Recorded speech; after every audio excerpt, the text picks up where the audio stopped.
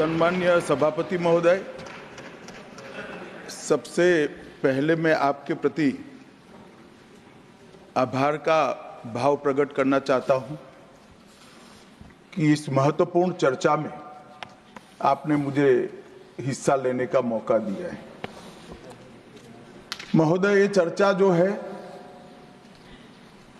ये चर्चा एक और तो हमारे संविधान के कारण हमारा देश इतना कितना आगे बढ़ा इसका जनता को एहसास कराएगी। दूसरी ओर हमारे संविधान की मूल भावनाओं के कारण ही 75 साल में लोकतंत्र के मूल पाताल तक गहरे गए हैं, इसका भी एहसास होता है। और तीसरी ओर ये भी मालूम पड़ता है, जब संविधान की भावनाओं को दरकिनार कर कर कोई अपने लिए संविधान को तोड़ मरोड़ कर आगे चलने का प्रयास करता है, तो किस प्रकार के अकस्मात और किस प्रकार की दुर्घटनाएं होती हैं। इस सभी दृष्टि से देखें तो संविधान की दोनों सदन में जो चर्चा हुई है, वो चर्चा एक प्रकार से हमारे किशोरों के लिए, हमारी युवा पीढ़ी के लिए आने वाले दिनों में ये दोनों महान सदन में बैठकर देश का भविष्य का निर्णय करने वालों के लिए बहुत शिक्षणात्मक रहेगी, ऐसा मेरा मानना है। और देश की जनता के लिए भी क्षीर नीर करने में बहुत मदद करेगी कि किस पार्टी ने आज जो 75 साल की मीमांसा होगी, इसमें स्पष्ट हो जाएगा किस पार्टी ने जब जब जनता ने शासन अपने वो पार्टी के हाथ में दिया, संविधान का सम्मान किया है या नहीं किया है। मान्यवर, बहुत लंबी आजादी की लड़ाई के बाद हम आजाद हुए। जब हम आजाद हुए तब दुनिया भर के कई राजनीतिक पंडितों ने कई आगाहियां की थी कि ये देश बिखर जाएगा, शायद बन ही नहीं पाएगा। कुछ लोगों ने ऐसी आगाही की थी कि यहां डेमोक्रेटिक वैल्यू प्रस्तापित हो ही नहीं पड़ सकते, एकता हो ही नहीं सकती और ये देश आर्थिक रूप से कभी भी आत्मनिर्भर नहीं हो पाएगा। और आज जब 75 साल के समय के बाद, संविधान को स्वीकार करने के बाद पीछे मुड़कर देखते हैं, तो सरदार पटेल का मैं अब धन्यवाद करना चाहता हूं कि सरदार साहब के अथक परिश्रम के कारण आज देश एक होकर मजबूती से दुनिया के सामने खड़ा। मान्यवर, जो कहते थे लोकतंत्र इस देश में सफल नहीं होगा, मैं वो सभी लोगों को इस सदन के माध्यम से कहना चाहता हूं कि 75 साल हो गए, हमारे साथ भी पास पड़ोस में, दुनिया भर में कई लोग आजाद हुए, नई शुरुआत की, वहां कई बार अकस्मात हुए, लोकतंत्र सफल नहीं हुआ। हमारा लोकतंत्र आज पाताल तक गहरा पहुंचा है। अनेक परिवर्तन रक्त की एक बूंद बहाए बगैर हमने करे हैं और विचारधाराओं के आधार पर भी परिवर्तन करे हैं। अनेक तानाशाहों के गुमान, अभिमान और अहंकार को चूर चूर करने का काम इस देश की जनता ने किया है, मगर लोकतांत्रिक तरीके से किया है। और मान्यवर, जो कहते थे कि हम आर्थिक रूप से आत्मनिर्भर नहीं हो पाएंगे, उनको भी हमारी जनता ने, हमारे संविधान की खूबसूरती ने जवाब दिया है। हम आज दुनिया का 5वां अर्थतंत्र बनकर सम्मान के साथ, और ब्रिटेन जिन्होंने सालों तक हम पर राज किया, और जो मैंने तीनों आगाही कही वहीं से पक्ष विपक्ष में से आई थी, आज ब्रिटेन भी अर्थतंत्र की तालिका में हमारे पीछे खड़ा है। मान्यवर, ये हम सब के लिए गौरव लेने का पल है, हम सब के लिए बोध लेने का भी पल है और हम सब के लिए संकल्प लेने का भी पल है। और ये सदन जे आपने लगभग 80 से ज्यादा सांसदों को मान्यवर बोलने का मौका दिया, 31 घंटे की चर्चा हुई और ये चर्चा में सभी भाव पक्ष या विपक्ष से कहीं न कहीं प्रकट हुए हैं। मान्यवर, आज मैं जब यहाँ आया हूं तब ये बात कहना चाहता हूं कि आज हम जिस मुकाम पर खड़े हैं उस मुकाम पर महर्षि अरविंद और स्वामी विवेकानंद की वो भविष्यवाणी सच होती दिखाई पड़ती है कि भारत माता अपने दैदीप्यमान ओजस्वी स्वरूप से जब खड़ी होगी तब दुनिया की आंखें चकाचौंध हो जाएगी और पूरी दुनिया वो रोशनी से भारत की ओर देखेगा। वो दिन सच होगा, इसके नजदीक काफी मजल हमने काट ली है। मान्यवर, हमारा संविधान सभा की रचना और संविधान की रचना की प्रक्रिया, ये तीनों एक प्रकार से समग्र विश्व के सभी संविधानों में अनूठे हैं, अलग प्रकार के रहे हैं। हमारे यहाँ दुनिया का सबसे ज्यादा विस्तृत लिखित संविधान चर्चा के सभी हमारे पारंपरिक लक्षणों को पार करते हुए हमने किया। इस संविधान सभा में 299 सदस्य रहे, 22 धर्म जाति समुदाय के सदस्य रहे, हर प्रिंसली स्टेट का प्रतिनिधित्व रहा, हर राज्य का प्रतिनिधित्व रहा। एक प्रकार से समावेशी प्रतिनिधित्व के साथ भारत का भविष्य तय करना, मतलब संविधान को रचने की हमारी प्रक्रिया आगे बढ़ी। 2 वर्ष 11 माह और 18 दिन तक अहर्निश चर्चा चलती रही, विस्तृत चर्चा चलती रही। देश के भविष्य, देश चलाने के नियम और देश की परंपरा को समाहित करते हुए देश को आगे ले जाने का संकल्प इतनी विस्तृत चर्चा के बाद बना। 13 समितियों में कार्य विभाजन किया गया, 7 सदस्यीय ड्राफ्टिंग समिति बनी और जनता के अभिप्राय के लिए भी शायद ही दुनिया का कोई ऐसा संविधान होगा जिसका ड्राफ्ट पूरी जनता को कमेंट्स के लिए दिया गया और कमेंट्स पर भी बहुत डिटेल चर्चा कर उचित बदलाव भी किए गए। इतनी लोकतांत्रिक परंपरा से और प्रक्रिया से बना हुआ हमारा संविधान 295 अनुच्छेद, 22 भाग और 12 अनुसूचियों में बटा है और ये सभी संविधान के अनुच्छेद, भाग और अनुसूचियां हैं वो विश्व में कोई भी संविधान से ज्यादा उदात्त और उत्तुंग मानव मूल्यों का सृजन करने वाले रहे हैं। मान्यवर, इसलिए हम सबको इस पर गर्व है और हम सब ये संविधान को हमेशा मस्तक झुकाकर प्रणाम करते हैं। मैं एक विशेष उल्लेख करना चाहूंगा मान्यवर, नंदलाल बोस जो गुरुवर टैगोर के अंतेवासी थे, बहुत बड़े कलाकार थे, इन्होंने 4 वर्ष का समय लेकर संविधान को सजाने का काम किया और उन्होंने जो संविधान लिखा गया था इसके अनुरूप घटनाओं को संविधान के अंदर उकेरने का भी काम किया। इतिहास, धर्म, संस्कृति और परंपरा, सबसे मानव जीवन के उच्च मूल्य देने वाली सभी संदेशों को, घटनाओं को उन्होंने चित्र रूप में यहाँ पर उकेरा। यहाँ पर भगवान राम का चित्र भी मिलेगा, बुद्ध और महावीर का भी मिलेगा, दशम पिता गोविंद सिंह जी का भी चित्र मिलेगा, गुरुकुल हमारी शिक्षा नीति कैसी होनी चाहिए इसका संदेश भी मिलता है, राम सीता लक्ष्मण वो एक प्रकार से हमारे अधिकारों का चित्रण करते वक्त दिखाए गए, भगवत गीता के संदेश का चित्र भी दिया, शिवाजी और लक्ष्मीबाई को भी यहाँ पर स्थान देकर देशभक्ति के उत्तुंग पाठ हमें पढ़ाए। नालंदा यूनिवर्सिटी हमारी प्राचीन शिक्षा पद्धति का हमें स्मरण कराती है और नटराज जीवन में बैलेंस कैसे होना चाहिए वो बैलेंस के सिद्धांत को भी प्रतिरूपित करता है।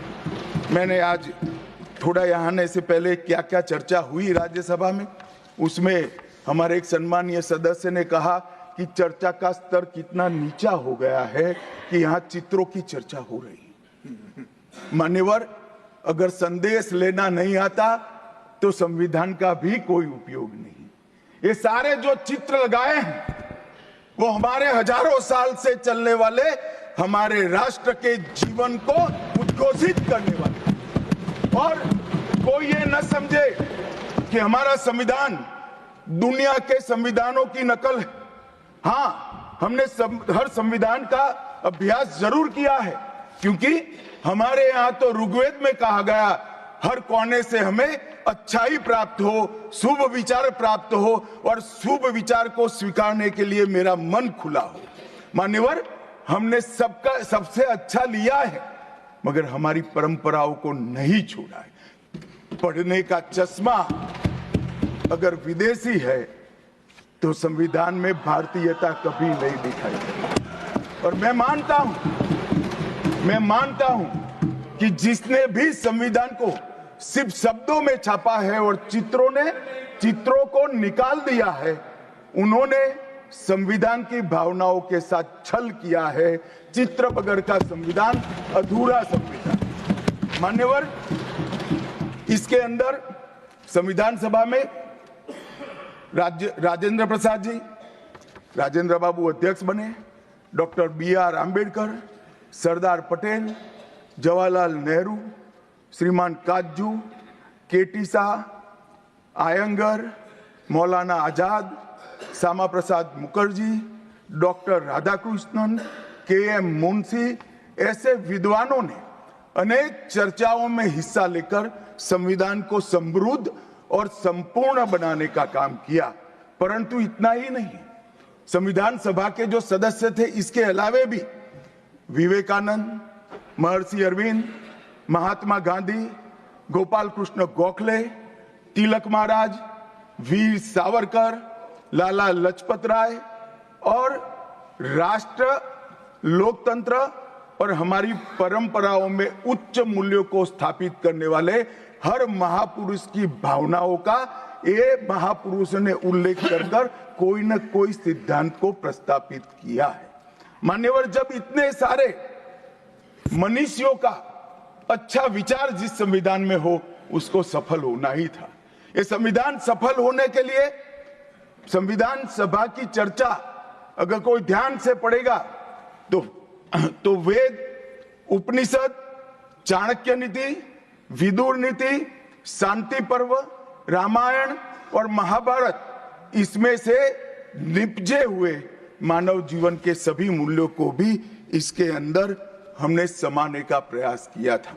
मान्यवर, 75 साल हो गए संविधान को किस प्रकार से हमारे राजनीतिक दलों ने और हमारी पॉलिटिकल पार्टियों के साथ साथ हमारी सरकारों ने भी किस प्रकार से आगे बढ़ाया, इसकी भी चर्चा जरूर होनी चाहिए। मैं मानता हूं ये चर्चा समय उचित होगी। हमारे संविधान की रचना के बाद डॉक्टर आंबेडकर ने बहुत सोच समझकर एक वाक्य किया था। मैं आंबेडकर जी के वाक्य को सदन के सामने प्रस्तुत करना चाहता हूं। कोट, कोई संविधान कितना भी अच्छा हो, वह बुरा बन सकता है अगर जिन लोग पर उसको चलाने की जिम्मेदारी है वो अच्छे न हो। उसी तरह से कोई भी संविधान कितना भी बुरा हो, वो अच्छा साबित हो सकता है अगर उससे चलाने वालों की भूमिका सकारात्मक और अच्छी हो। ये दोनों घटनाएं मान्यवर हमने हमारे संविधान के 75 साल के कालखंड के अंदर देखी है और मैं तथ्यों के आधार पर सदन के सामने और सदन के माध्यम से देश की जनता के सामने भी रखना चाहता हूं। हमारे संविधान को कभी भी अपरिवर्तनशील नहीं माना गया। समय के साथ साथ देश भी बदलना चाहिए, समय के साथ साथ कानून भी बदलने चाहिए और समय के साथ साथ समाज भी बदलना चाहिए। परिवर्तन ये जीवन का मंत्र है, सत्य है। इसको हमारे संविधान सभा ने स्वीकार किया था। इसलिए आर्टिकल 368 में संविधान संशोधन, इसके लिए प्रोविजन किया गया। अभी कुछ राजनेता आए हैं, 54 साल की आयु में अपने आप को युवा कहते हैं और ये घूमते रहते हैं, संविधान बदल देंगे, संविधान बदल देंगे, संविधान बदल देंगे। मैं उनको समझाना चाहता हूं कि संविधान बदलने का प्रोविजन, संविधान के प्रावधानों का बदलने का प्रोविजन अनुच्छेद 368 के अंदर संविधान में ही है। और मैं आज फिर से एक बार कहना चाहता हूं, थोड़ा ज्ञानवर्धन भी हो जाए किसी का। भाजपा ने 16 साल राज किया माननीय, 6 साल अटल जी ने किया, 10 साल मोदी जी ने किया और 5 साल और मोदी जी करेंगे। एक प्रकार से 16 साल हमने शासन किया। 16 साल में हमने 22 बार संविधान बदला, संविधान के अंदर परिवर्तन की। और कांग्रेस ने 55 साल करा और 55 साल में 77 परिवर्तन कांग्रेस ने भी किए, कांग्रेस के शासन में भी हुए। अब भारतीय जनता पार्टी और कांग्रेस दोनों ने परिवर्तन किए। ये परिवर्तन का टेस्ट कैसा था, किस प्रकार से किए गए? संवैधानिक प्रक्रिया से भी परिवर्तन होते हैं और संविधान को तोड़ मरोड़ कर, फॉर्मेलिटी कर भी परिवर्तन कर सकते हैं। परिवर्तन करने का उद्देश्य क्या था, क्या हासिल करना था? क्या हमारे लोकतंत्र को मजबूत करने के लिए परिवर्तन किए गए?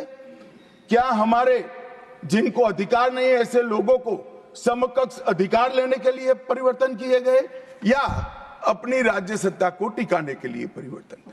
इस पर से ही पार्टी का कैरेक्टर, पार्टी के चलने की पद्धति और पार्टी का संविधान में विश्वास, ये सबको मालूम पड़ता है। मैं ज्यादा संविधान के संशोधन में नहीं जाऊंगा मान्यवर।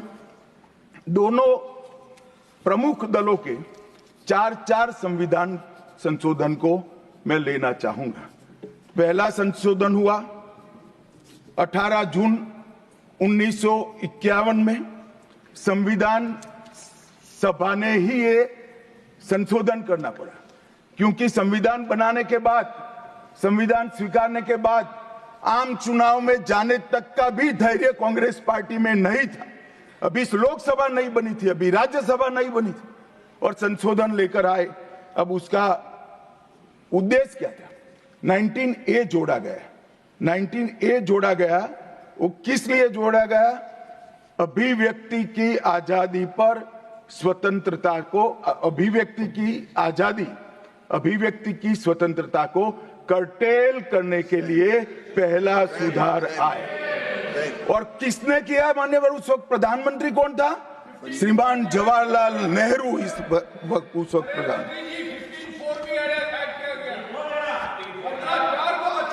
आप बता चुके। अब मान्यवर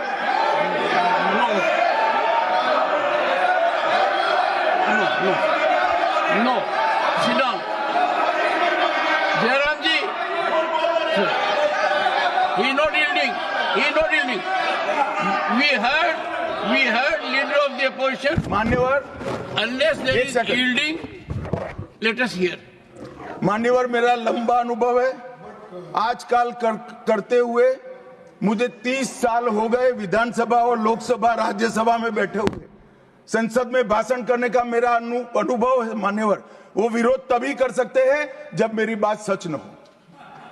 अगर मेरी बात सच नहीं हो तो बताए वो संविधान संशोधन नंबर 1, अब सुनिए, संविधान संशोधन नंबर 1 वो अभिव्यक्ति की आजादी को कर्टेल करने के लिए ही लाया गया था और जवाहरलाल नेहरू के लिए लाया गया। मान्यवर, 24वां संविधान संशोधन, 24वां संविधान संशोधन जवाहरलाल नेहरू जी की सुपुत्री इंदिरा जी उस वक्त प्रधानमंत्री थी।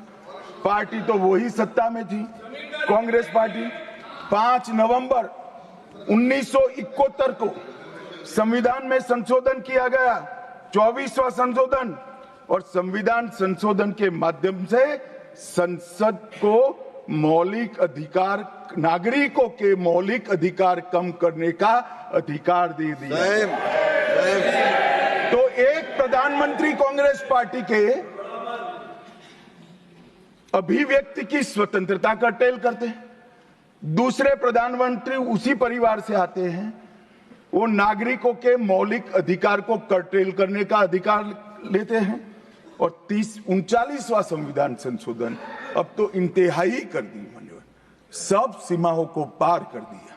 मान्यवर, आप तो अधिवक्ता रहे हैं। 10 अगस्त 1975 का वो दिन हमारे संविधान के इतिहास में बहुत, जब भी जिक्र होगा काले अक्षरों से ही इसका जिक्र करना पड़ेगा। उस वक्त 39वां संविधान संशोधन आया मान्यवर। 39वां संविधान संशोधन क्या था? इंदिरा गांधी जी के चुनाव को इलाहाबाद हाईकोर्ट ने अमान्य घोषित कर दिया। अभी कुछ नहीं है, ईवीएम ले लेकर घूमते हैं, हारते हैं और ईवीएम ले लेकर, ईवीएम ने हरा दिया, ईवीएम ने हरा दिया, ईवीएम ने हरा दिया। सुप्रीम कोर्ट ने 24 बार ईवीएम की अर्जी नकार दी। चुनाव आयोग ने 3 दिन ईवीएम 10 से 5 बजे तक रखा कि भाई कोई हैक कर बताए। कोई नहीं गया, सुप्रीम कोर्ट में कोई नहीं गया, और हारते हैं तो ईवीएम का दोष निकालते। मान्यवर, एक ही समय, एक ही दिन 2 परिणाम घोषित। एक महाराष्ट्र में सुपड़ा साफ हो गया, जो जनादेश के साथ द्रोह किया था इसका दंड महाराष्ट्र की जनता ने दिया, और दूरबीन लेकर दिखाई नहीं पड़ते।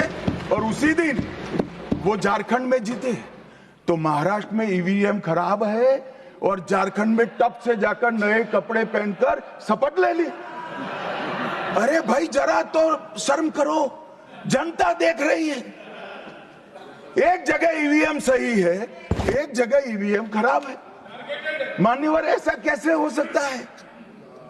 और मान्यवर, यहां पर इलाहाबाद हाईकोर्ट ने इंदिरा गांधी जी के चुनाव को निरस्त कर दिया, अमान्य किया, और उन्होंने संशोधन से प्रधानमंत्री पद की न्यायिक जांच पर भी प्रतिबंध लगा दिया। आपको जो करना है वो करो, कोई न्यायिक जांच नहीं है।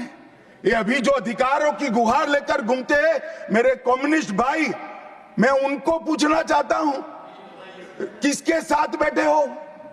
किसके साथ बैठे हो? रात को अंधेरा कर अपनी आत्मा को टटोलना भैया, मालूम पड़ेगा। और ये संविधान संशोधन मान्यवर रिट्रोस्पेक्टिव इफेक्ट से किया गया कि पुराना भी मुकदमा है तो वो खारिज हो जाएगा। कभी ऐसा होता है? हमारे प्रधानमंत्री तो कहते हैं मैं प्रधानमंत्री नहीं हूं, प्रधान सेवक। और कोई कहता है कि मुझ पर मुकदमा नहीं हो सकता, मैं शासक हूं, शासक के खिलाफ उंगली नहीं उठाई जाती। भले संविधान ने अधिकार दिया, वो अधिकार हम समाप्त कर देते हैं। और मान्यवर, ऐसे ऐसे सुधार किए हैं। मान्यवर, उस वक्त भी श्रीमती इंदिरा गांधी थी और 42वां संविधान संशोधन आया। मान्यवर, अभी सुबह दूसरे सदन में 1 नेशन 1 इलेक्शन का बिल पेश हो रहा था। सारी कांग्रेस पार्टी और इनके साथी दल लोकसभा को, विधानसभा और लोकसभा का कार्यकाल बदलने का अधिकार नहीं। मैं सुन रहा था, है नहीं है तो जब बिल आएगा तब चर्चा करेंगे। परंतु भैया, आपने क्या किया? 42वें संशोधन से 3 जनवरी को लोकसभा और राज्य की विधानसभाओं का सामान्य कार्यकाल 5 वर्ष से बढ़ाकर 6 साल कर दिया। क्यों किया? कि अभी चुनाव होगा तो हम हार जाएंगे, इसलिए लोकसभा को ही लंबा कर दो। इतनी निर्लज्जता के साथ विश्व में कोई संविधान संशोधन नहीं हुआ होगा। मान्यवर, दूसरा, कुछ कानून पारित करने थे। सदस्य उस वक्त ज्यादा विरोध तो कर नहीं सकते थे, मगर विरोध करने का नया तरीका कुछ कांग्रेस में, जिसमें हिम्मत थोड़ी बची कुची थी, इन्होंने कहा एब्सेंट रहने लगे तो क्वारम नहीं होता था। तो फरवरी 1 को संविधान संशोधन किया कि संसद और राज्यसभा में क्वारम की आवश्यकता नहीं है। वाह, 5 लोग भी है तो चला लो भाई। इसके बाद राष्ट्रपति शासन की अवधि, खड़गे साहब किया है तो सुनना पड़ेगा, हिम्मत के साथ सुनना पड़ेगा। मान्यवर, राष्ट्रपति शासन की अवधि, राष्ट्रपति शासन की अवधि 6 महीने तक बढ़ा दी। मान्यवर, ये 4 संशोधन, मैं समझ रहा हूं क्यों गुस्सा आ रहा है, मैं समझ रहा हूं क्यों गुस्सा आ रहा है। मान्यवर, sir, he is not yielding. Honorable Home Minister is not yielding. Are you yielding, sir? मान्यवर, मैं आपको एड्रेस करूंगा।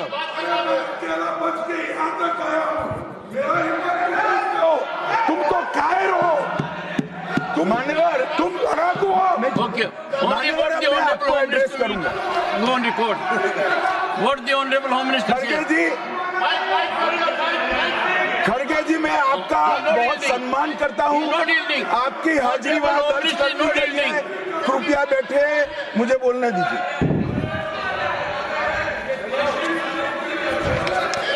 मान्यवर, ये चारों संशोधन मैं मेरी पार्टी के दफ्तर से नहीं ला सकता। ये चारों संशोधन संविधान में हुए, किसी को अदालत ने निरस्त किया, किसी को जनता पार्टी की सरकार आई तब उसको निरस्त किया, कुछ लिंगरिंग टेस्ट में रह गए, पर ये चारों संशोधन वास्तविकता है। ये 4 संशोधन से कांग्रेस पार्टी की संविधान सुधार करने की मंशा क्या है? एक में हम पर केस न हो, दूसरे में हम चुनाव हारने वाले तो समय बढ़ा देना, तीसरे में मेरे पर जांच नहीं हो सकती, और चौथे में नागरिकों के संविधान प्रदत्त अधिकारों को समाप्त करें। ये उद्देश्य बताते हैं। अब मैं हमारा 4 संशोधन लेकर आता हूं। मान्यवर, सबसे पहला संशोधन नरेंद्र मोदी जी ने सरकार में किया, 101वां नंबर भी अच्छा आया है। 101वां संशोधन 1 जुलाई 17 को हम जीएसटी को लेकर आए मान्यवर, और इस देश के अर्थतंत्र को रिदम में लाने का, कश्मीर से कन्याकुमारी और कामाख्या से द्वारका तक विशाल फैले हुए देश को जीएसटी के तहत 100 अलग अलग बिक्री करके कानूनों को समाप्त कर कर लोगों की हालाकी खत्म कर कर एक कानून लाने का काम नरेंद्र मोदी जी ने किया, और वो लोगों की भलाई की। कल की डिबेट मैंने पढ़ी है, कोई सदस्य बोले कि नरेंद्र मोदी जी ने विरोध किया था। मैं रिकॉर्ड पर कहता हूं, हां, नरेंद्र मोदी जी ने विरोध किया था। किस मुद्दे पर किया था? आप जीएसटी तो लाना चाहते थे, मगर राज्यों को कंपनसेशन की गारंटी देना नहीं चाहते थे। हम जीएसटी भी लाए और राज्य को विकास दर के हिसाब से कंपनसेशन की गारंटी भी दी। इतना ही नहीं, गारंटी का 10 साल तक पालन करने का काम भी भारतीय जनता पार्टी की नरेंद्र मोदी सरकार ने किया। हम संशोधन लाए देश के अर्थतंत्र को सुचारू बनाने के लिए। दूसरा संशोधन लाए, 102वां संशोधन, national commission of backward class को संवैधानिक दर्जा देने का काम। अब कुछ लोगों को पेट में दुख रहा है कि नरेंद्र मोदी जी ने ये क्यों किया। मैं साहब आगे बहुत सारी बातें बताऊंगा। नरेंद्र मोदी जी इसलिए कर पाए कि आपने नहीं किया था। अगर आप ये कर देते तो मोदी जी के तो भाग्य में ही नहीं आता। मगर साहब, पिछड़ी जातियों का कल्याण कभी भी कांग्रेस पार्टी का विश्वास नहीं रहा, मान्यता नहीं रही, नीति भी नहीं रही। भारतीय जनता पार्टी ने संविधान संशोधन पिछड़ी जातियों के कल्याण के लिए। तीसरा संशोधन क्या लाए? 130वां संशोधन 12 जनवरी 19, किसी भी जिनको आरक्षण का फायदा